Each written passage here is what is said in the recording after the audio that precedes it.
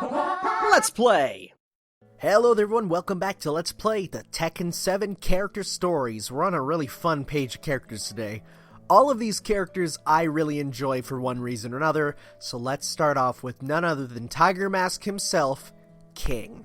Just kidding, he's only inspired by Tiger Mask. He is sadly not Tiger Mask, who I only know about thanks to the fact that Tiger Mask is inspired by King. Basically, Tiger Mask is... just Google it. I'm not even going to get into the history of Tiger Mask. But it's more of a jaguar for him. King is not only a masked professional wrestler, but also the proud owner of an orphanage. Okay, seriously, if you have Tekken 7, please go and watch the ending videos for King. It features a terrible CGI King with real small Japanese kids like photoshopped in around him. It is the most amazing thing. I might show it after this actually because it's the best thing. Recently, King's sworn friend and comrade, Craig Marduk, as well as the man King called his master, both engaged in a bloody Armor King. Both engaged in a bloody fight which left them with critical injuries. King desperately wanted to come to his friend's rescue, but knew that their operations wouldn't come cheap. At the same time, King's orphanage was in constant danger of owning to the war that raged between G-Corp and the Mishima Zaibatsu. Finding himself caught between a rock and a hard place, King entered the King of Iron Fist tournament with his eyes firmly set on the cash prize. King is really tough considering he's all about command grabs, and there's some really crazy command grabs. Like this one guy online, he fought me with King.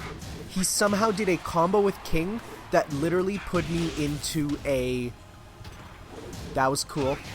Like he kept doing command grabs over and over till I just died. And it was the worst. Come on, let's hit with this. Let's bring the tide of battle back. Bet you, like, if I look at his move list, it's gonna be like... there's gonna be a lot of grabs. Exploder is a fun sounding move. Stagger kicks during... oh, there's ones that are during counter hit. I didn't even know that. That's gonna suck. Oh yeah, there's a lot. There's a lot here. 10-hit combo. Winding nut. So approach... okay. Interesting. So depending on where you are. Tijuana Twister. Wait, forward, back. Oh, that's a crazy motion. Forward, back, and around. Okay, I tried that. I don't know if I got it right. Okay, let's try that. Okay, nope. I'm not doing these right. Get out of here, Jack. I probably could have done some crazy... yeah, that's what I wanted. Crazy drop kick. That's good. Oh, drop kicks are cool, though. Come on. It's like, I hate that when you just miss and there's no slow-mo. It's like, at least put the slow-mo on it. Okay, so... get some more throws going. Need to do more horizontal movement for sure. That's another one of my problems because I'm of course not used to these 3D video games. Ow. Wow, he actually got a real sit-down combo. Oh no! Punched my ankle with great force. Okay, let's try that again. I'm playing on normal, which I feel is a good difficulty. It actually gives me a challenge, you know, without it being, because easy is way too easy. I don't, like, okay, I had to switch it for Devil Kazuya, but I feel like a lot of people had to. I've not seen someone actually complete Devil Kazuya on the proper difficulty. Okay, let's do this properly. Yeah, okay. I don't know if this will do it. We'll have to see. Yeah, just barely.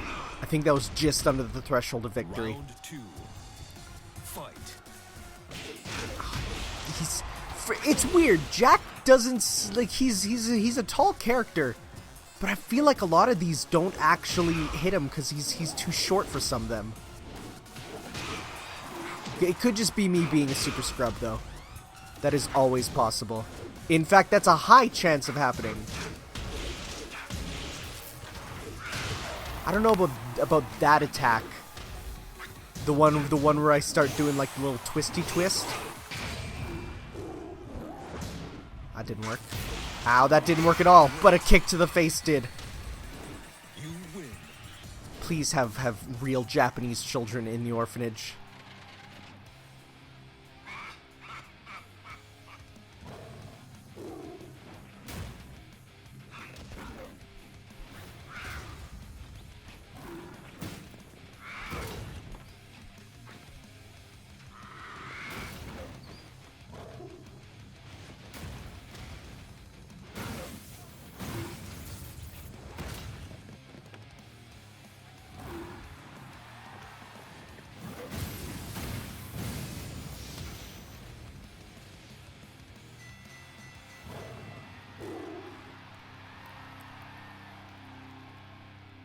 I actually like that as an ending.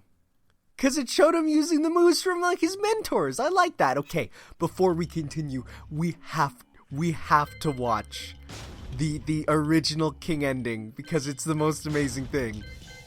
Where is he? Right here. Okay, here we go. Full screen. Oh, it's so good.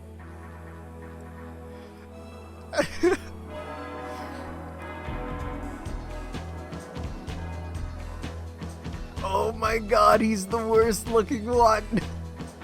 And the children are real Japanese kids.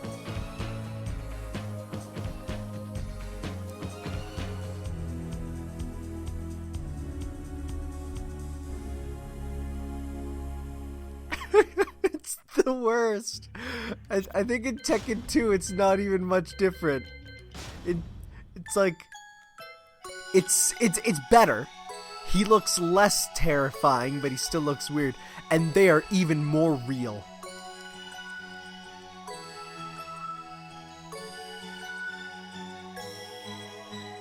Just bless this game for still...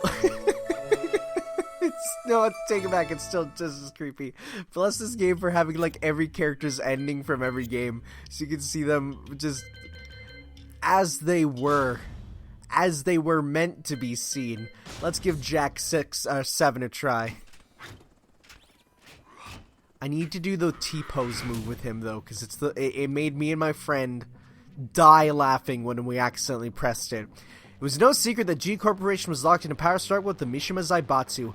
However, within G Corp itself, another battle was raging. The battle to create the ultimate next-gen humanoid weapon. On one side was the development team behind the Jack series led by Jane. On the other was the research team responsible for... Oh, okay, interesting. Responsible for Gigas, a bio-enhanced superhuman. With his massive mobility and uncanny is right, mobility... Oh wait, no, it's not talking about him. Gigas was hailed for his versatility in combat, and some saw him as more capable of dislodging the Jack series from its position as G Corp's premier weapon. Both teams entered their weapons in the King of Iron Fist tournament to decide which would be better. Oh, are we not gonna fight? Are we gonna fight someone else? Nope, we're fighting King, as it should be.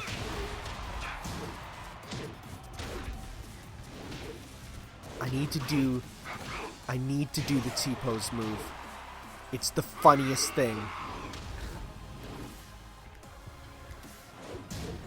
I forget what button combo it is because it's the best. Oh no. Well. No, okay, that didn't work. Jack, in general, is actually really funny in his moves. Like, just the way it's done, like the sit down, for instance, which can actually lead to some pretty good stuff. I know it involved the kicks.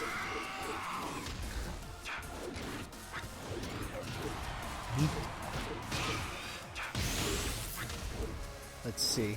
I'm still trying to figure it out.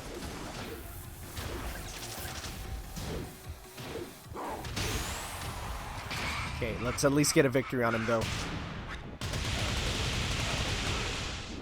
Totally forget what button combo it is. But okay, basically he folds his arms in and T-poses and flies, and it's the best thing. And we did it at like an end of a round, which was so funny. Oh, stop that.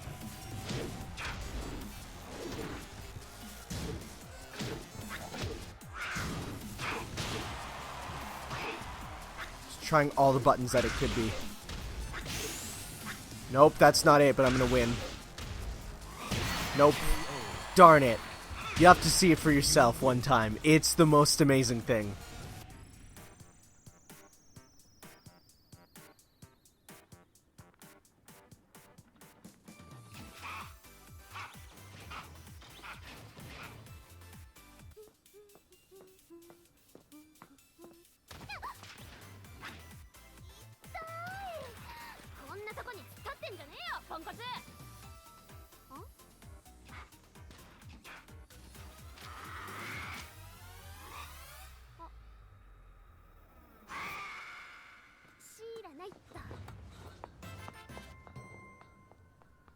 Okay. $25 allowance. That's really sad, actually. We need more justice for the Jacks. What's up, Leo? Leo. It's Leo. What's with the balls?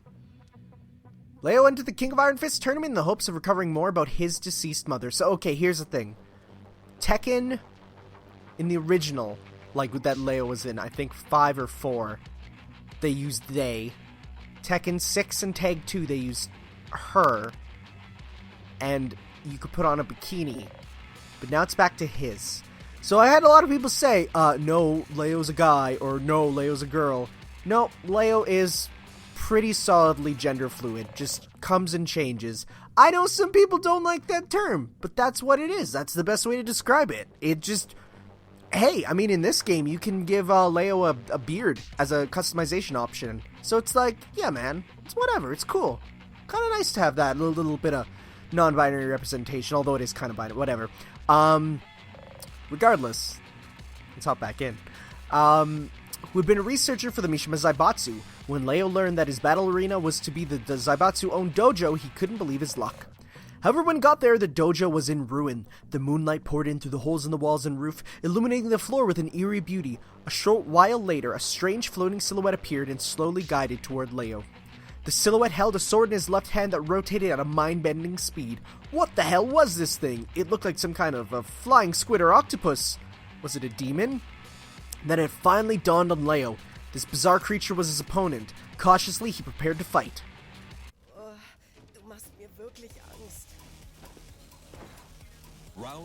Do the balls actually do stuff in combat? I actually have never used this costume with Leo because the previous one is so good. The one that's basically Rock Howard, which is an always good one. Also, shoutouts to the Tetsuzanko as a move. It's pretty dope in all of its incarnations. I don't know about this Yoshimitsu. I would definitely play as a previous Yoshimitsu via DLC. Even if it's a Soul Calibur Yoshimitsu. Actually, especially. That was a weird backwards one. Was that meant to go backwards? Ooh, ow, ow, ow. Will this work? I think it is. Yeah, let's see.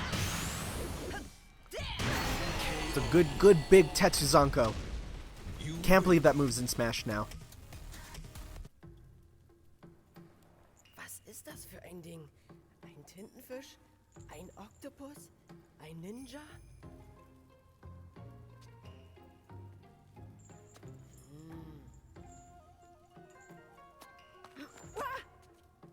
Das ist also dieser komische Typ, über den alle reden.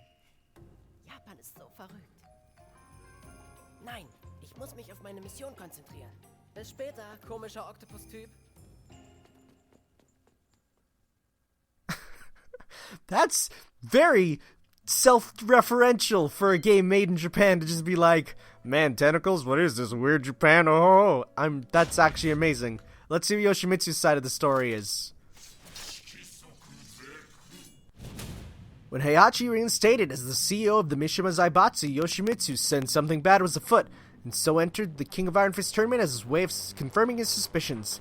His infiltration point would be the Mishima Dojo. It seemed like the perfect location for collecting intelligence, and even though the building would act as the arena for his tournament match, Yoshimitsu approached from the air, just in case. Hey, my anime visual novel has installed. Cool. When he entered the Mishima dojo, the place looked like it had been hit by a typhoon. Waiting for Yoshimitsu in the gloom was a charming young martial artist. Yoshimitsu couldn't say for sure, but he seemed a little tense. Though his looks were enchanting, he also seemed dangerous, so Yoshimitsu braced himself for battle. Yoshimitsu's crushing. That's cool. It's weird. Yoshimitsu in this game is a lot more serious than the scary Yoshimitsu that's in Soul Calibur. Well, it's weird because I don't remember Soul Calibur 2. I remember Yoshimitsu being kind of a scary guy, but then in like 5 and stuff, he's a lot less. Oh, will this work? Nope. Yeah, so even though they have super armor, they do not grant the ability to escape death if the move is gonna kill you. Also, spinning as Yoshimitsu takes health, which is interesting. Bit of a throw. Ooh, a little bit of poison art. One of my favorite customization pieces is Yoshimitsu gets a thing called like the weird shark thing, which is just a giant shark on his head, but it's like a weird alien looking shark. And it's so weird because like it's just a weird shark thing, and you put it on his head. I should definitely give him like a color that makes him look like a xenomorph though, if I can, because that's like that. I think that's what everyone said when they first saw this. They're like, that looks like a xenomorph. He looks like a xenomorph, you know? Why he looks like a xenomorph? I don't know. I mean, maybe he's just going through the... We all have that phase in life where we start watching a bunch of old movies and being like, man, these movies were way better before my time. Maybe he's running through that, even though it's not before his time. Unless this is like young teen Yoshimitsu or something, I don't know.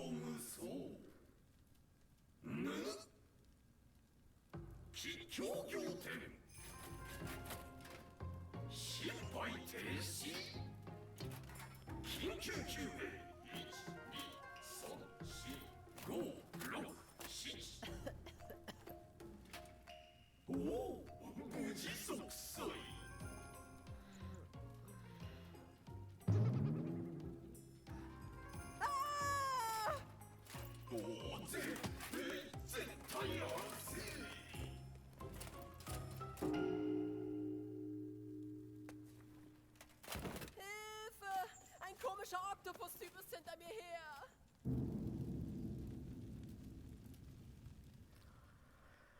Oh, I see. Huh. Huh. Well. Let's go see what Shaheen's up to. Why not? I actually really like that ending. Actually a lot. It's cute. In a weird sexual harassment way. Shaheen's super cool. Shaheen works for a private military firm specializing in the provision of security services. During his time in the army, he earned a reputation as an expert in one-on-one combat. One day, his friend and an owner of a company involved in the oil industry, because of course it has to be, suddenly died under mysterious circumstances. In the post-mortem, the death was listed as accidental, but Shaheen suspected foul play when his friend's company was suddenly bought by G Corp and the management. All family members resigned. He began to investigate the matter, and a relative of a close friend confided in him that a demonic man was pulling the strings at G Corp, Kazuya Mishima. Shaheen struggled to believe a real demon could exist, even though that was like all in the news that Jin totally fought a demon. Okay. But his investigations revealed that Kazuya could be worse than any of Hell's creations. Shaheen was torn. Should he take revenge for his friend's death by destroying that demon or not? Racked with doubt, he embarked on a solo mission to infiltrate G Corp. So why is Josie here? Oh no, we're fighting Kazuya. Okay. I guess some of these character endings do not exactly tie to their rivals. Interesting. No, Shaheen is super cool. Like, of all the characters in the game, like, he's such a good design. He is the most attractive man I've ever seen also. Well, he is based off of that man who was so attractive he was banned from Saudi Arabia, which is still one of my favorite news stories ever. You could say that Kazuya never saw that coming. That joke doesn't work when I'm not using my customized Persona 5 main character skin for this. It works really well. You give him the clean-shaven look, you give him a mask, and diggity dang, you know, you're set to go. That did half my life bar of damage.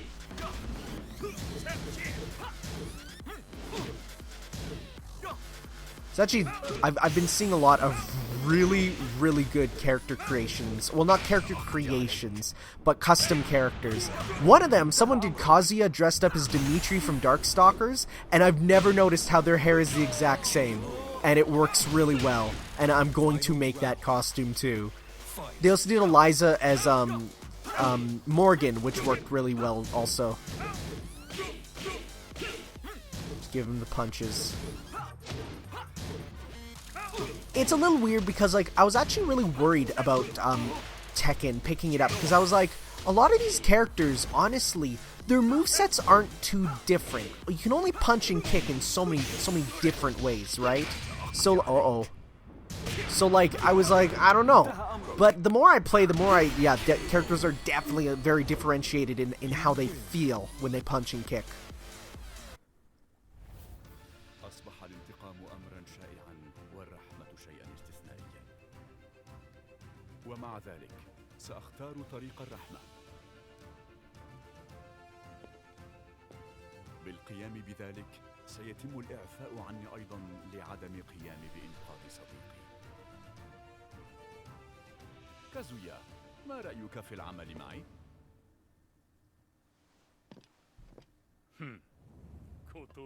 ماذا؟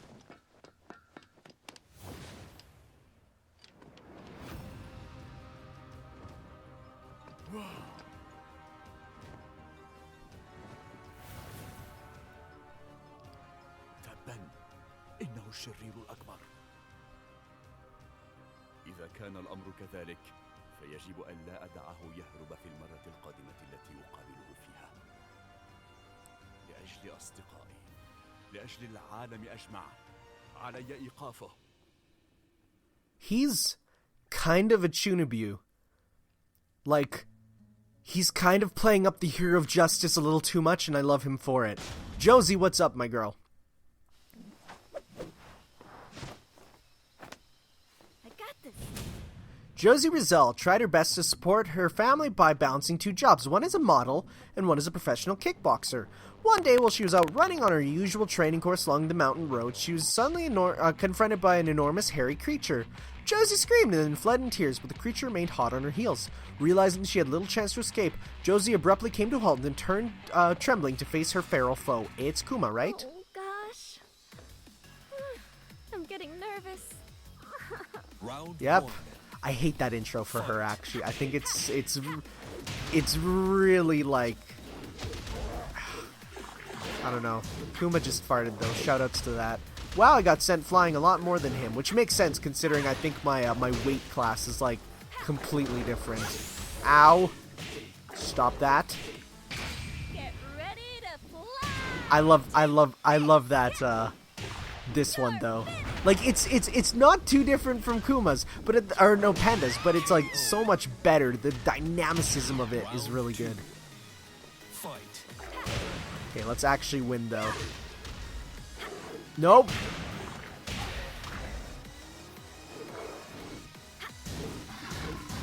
I think you can break the floor on this stage and go to the bottom, if I'm correct. Is this meant to be the Philippines? Because it doesn't look like it. Also, Kuma, what are you doing here?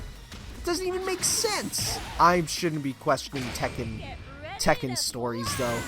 Oh, will this be enough? Yeah, it is. Didn't break the floor, though. I know it might not be this one. There's a lot that you can, though. There's one where you get a trophy for getting to the bottom floor online, which is crazy, because it almost feels like that's one that you have to work together with a friend with. Stop that. Whoa. A little bit of juking and jiving. Ow. Uh-oh. Oh, jeez. Oh, jeez, I might lose. Let's see here. Because this won't do enough. No, just barely not enough. Oh, but a kick to the face. Just kick a bear in the face. That's all I have to do, man. You scared me.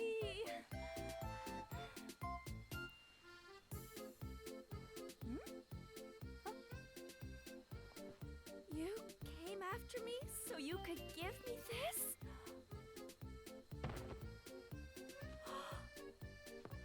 No. Are you okay? Stay with me!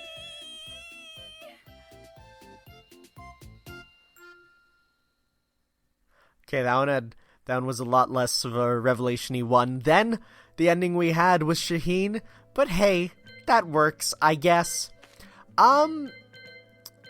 Alright, next time we're gonna finish up with this last set of characters. Actually, no, screw it, let's just do them all right now. 10 parts, let's do this. He's not wearing his mask, interesting. The Mishima Zaibatsu dispatched Kuma, along with the Tekken force, to the Philippines, oh there you go, on the pretext of helping out with the relief efforts after a monstrous typhoon. Wow, that's actually really nice, and historically on point. With Zaibatsu's financial clout behind them, Kuma and the soldiers visited the stricken areas, gaining the trust of locals. Before long, local youths, jobless after the disaster, came forward asking to join the Tekken force. Oh, of course. A recruitment test was quickly established and many young hopefuls went to the test location deep in the jungle. Unbeknownst to them, the final test was a fight against none other than Kuma himself. Some buckled under the pressure and quit, and others were eliminated, but in the end, one candidate remained, an athletic young woman. However, the girl took one look at Kuma and burst into tears. Kuma felt bad, but attacked anyway in order to complete his assignment. Of course. Round 1. Yeah, clothes. Fight. Dress Kuma up in clothes. Actually, for an alt costume, giving him clothes is the best bet. Have they ever given him like a polar bear costume? Can you give him a polar bear? Can you change his fur color? I don't even know. I hate this super. Because you feel the controller wriggle in your hand as the fish wiggles around, and it feels like there's a fish in your hand. Oh, the fish stays on the ground too. Can you do stuff with the ground fish? Round 2. I don't know. Fight.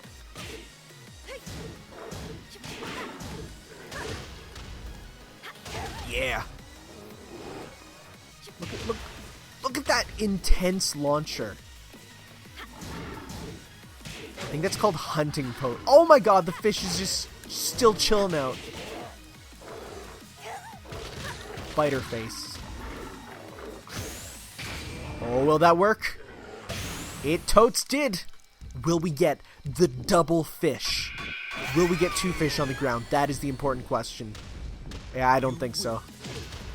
I forgot that some characters you can damage them by stepping on them too.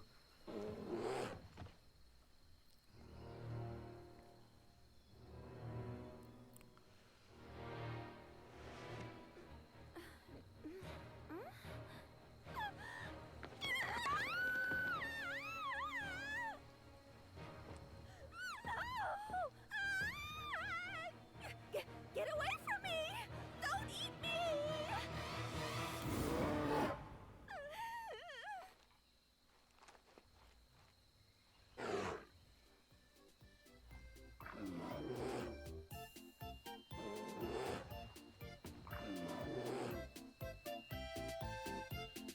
I don't know, I got weird vibes for that ending.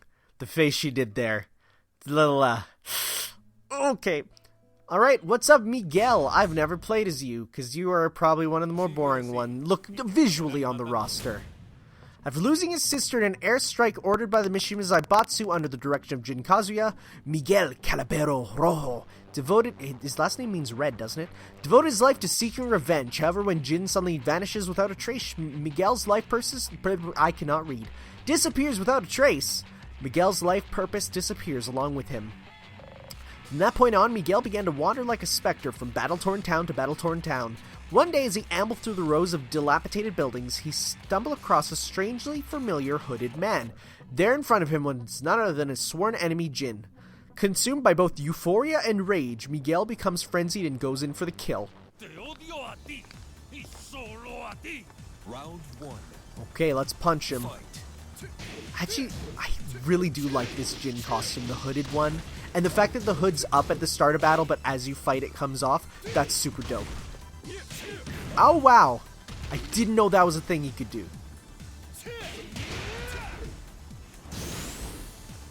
Oh, will this work? It did!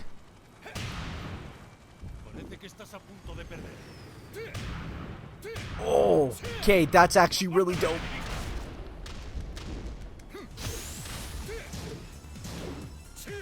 Oh, will this kill? It totes did! I say kill, but it's knockout. I stepped on him.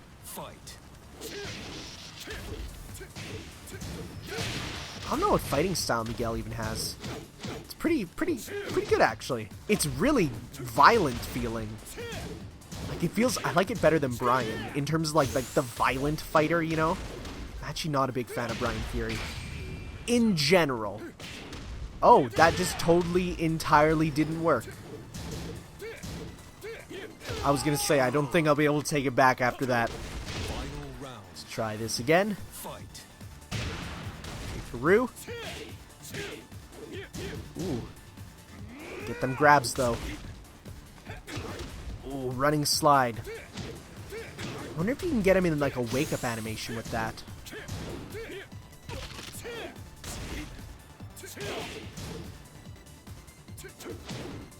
Let's see. I want to end it fancily. That works, I guess. Give him a big old push. Get out of here.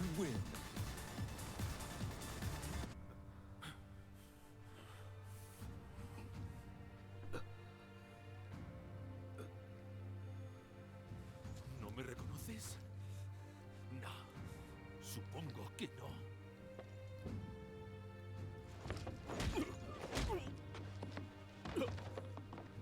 Mishima Saibatsu mató a mi hermana en un ataque aéreo como si no fuera nada.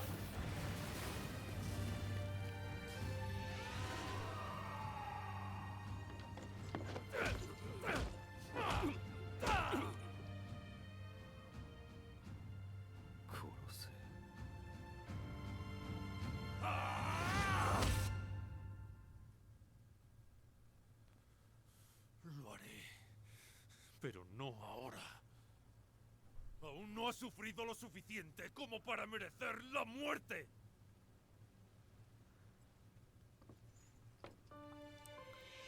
No, todavía no. No hasta que estés lleno de esperanza. Entonces te mataré como si no fueras nada. No te atrevas a morir hasta que llegue ese día.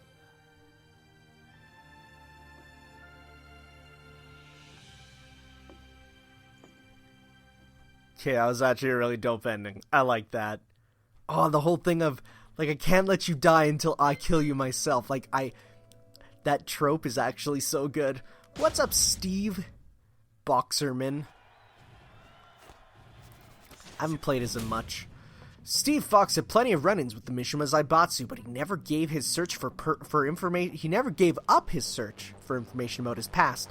Though his mother's identity remained a mystery, one name in particular began to crop up time and time again: Nina Williams. Believing she knew something, Steve began investigating her whereabouts until he came up with a promising lead.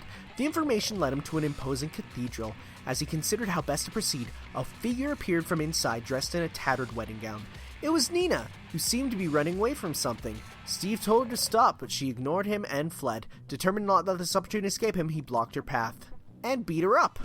Oh, this is a different costume. I mean, I guess it makes sense considering he shouldn't always be in his boxing uniform. So Steve Fox, being a boxer, has like no kicks, I'm pretty sure.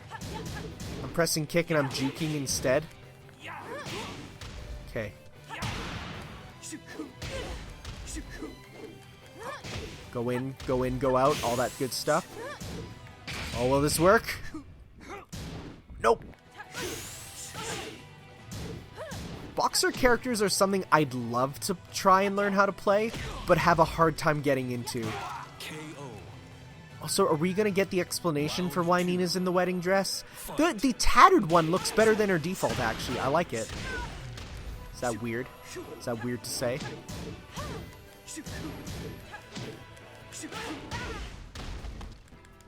I love the juking and jiving. Sting like a butterfly, weave like a beaver. Okay, so let's go and give her the old 1-2 or the 1-1, the 1-1-1.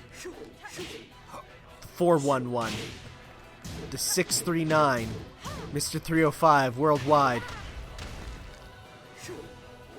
He really feels like a boxer. It's weird. Like, even though it's not a different system with him, it almost feels like it is. Okay, come on. Oh, let's go! Yeah!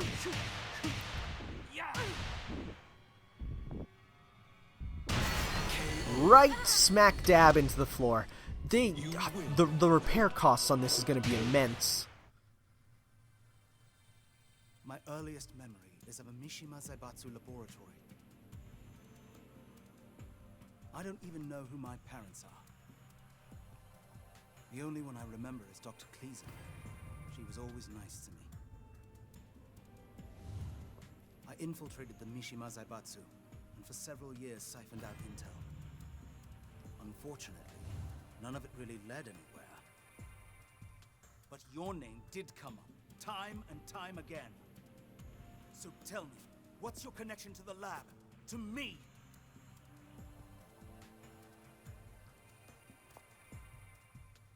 Those labs were used by the Mishima Zaibatsu to create super soldiers. Their goal was to physically and genetically engineer the ultimate soldier. Of course, it all ended in failure. But judging by your left arm, you must be one of the survivors.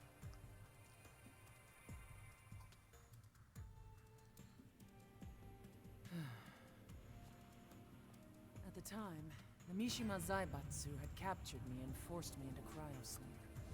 It's only recently that I discovered my genes were used in their experiments. Wait, so does that mean you are my mother? Don't get the wrong idea. You'll never be my son. I couldn't care less about you. If anything, you're a thorn in my side.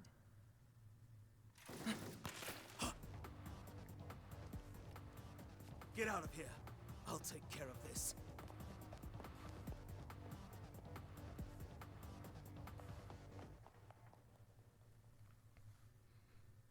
That was like one of the most big story endings that we've seen. It actually advanced the character's personal goals and stuff. Huh. Let's see what's up with Nina then, as I fail to play as her entirely. Going somewhere? I don't like the wedding dress. After failing to apprehend Jin Kazama, Nina Williams decided it was time for her and the Mishima Zaibatsu to go their special ways. On her first private assassination job, she was tasked with infiltrating a mafia wedding posing as the bride. Okay, I guess that works. During the ceremony, a firefight broke out where Nina took out all the targets. However, the commotion had attracted the Tekken force, who had been dispatched to suppress the violence, and they gave chase. With the Tekken force in hot pursuit, Nina made her escape. That's when she bumped into a man she found vaguely familiar. The man wouldn't leave her alone. He seemed to have something he wanted to say to her. Nina decided that confrontation was her best chance of escape. Step aside. Oh wow, now we're not tattered. Round one. Oh no, we are. Never mind. Fight. Our hair is back in though, and I don't like the headdress. That's probably the one thing I dislike about the outfit the most. I don't think the headdress looks good. To be fair, in general, I find wedding dresses to be not the coolest things. And it's mostly because my mom watches Say Yes to the Dress all the time.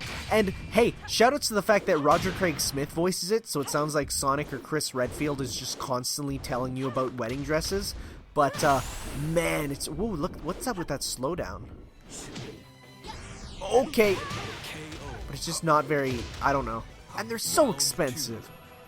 Fight. Wedding dresses are the most overpriced things ever. Like, it's actually really sad. It's like... You know, you hear Chris Redfield be like, the bride wants a $75 million dress, but, she only has on her $65 million, and therefore the wedding dress she gets will just be a different color, and it's like, what? Final round. Shut up. Fight. I don't want to hear anything about mermaid dresses anymore, either. I have very heated opinions about wedding dresses, my dudes. Ooh, that's new. That was cool. Oh, sliding kicks. How come slides are work so well in this game? Win. Like, really. Also, shoutouts to just being on the floor.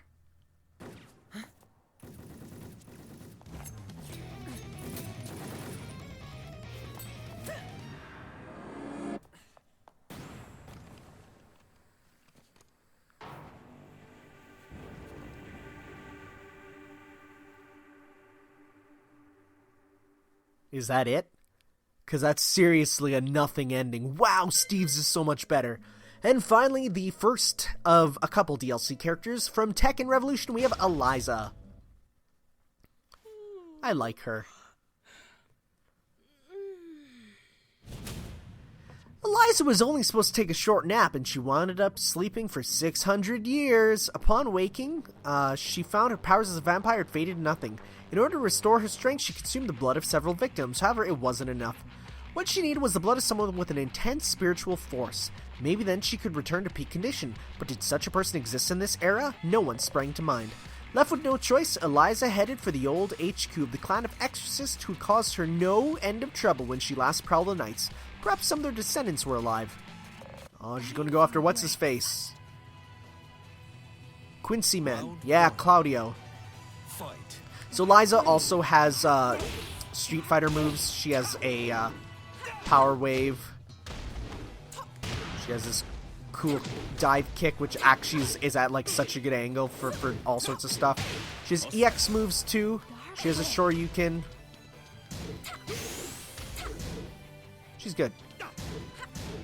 You can't EX cancel, sadly. Well, will this work? Yep. No escape. And I've heard some people say, like, it doesn't make sense that there is a vampire character in Tekken.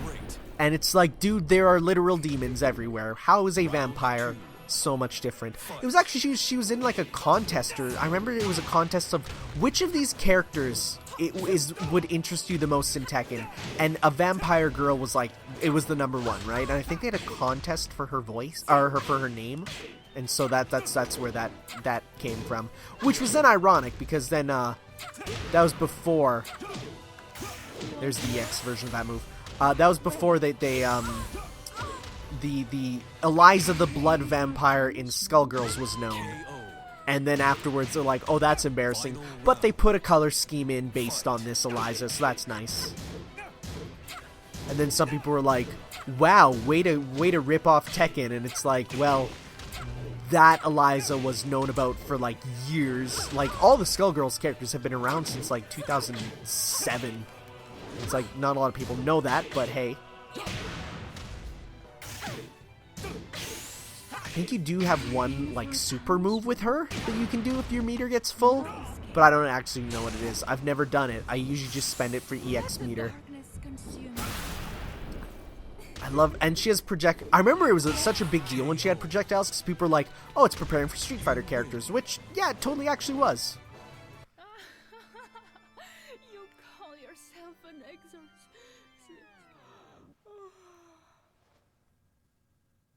I'm beat up.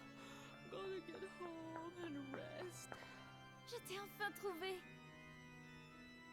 Tu étais emprisonnée sous la propriété de Rochefort. Je suis ta sœur. Caesar? Yeah, right. I was born 1,000 years and 4 months ago.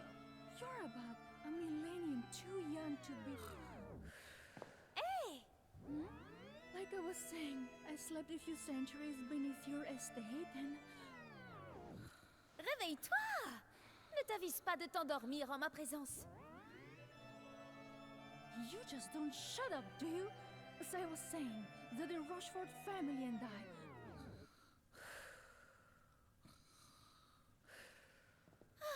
Tu devrais boire moins de sang et plus de café. Eliza is my spirit animal. I love her. Well, there we go. What was with her saying that she's her sister? That's weird. Okay.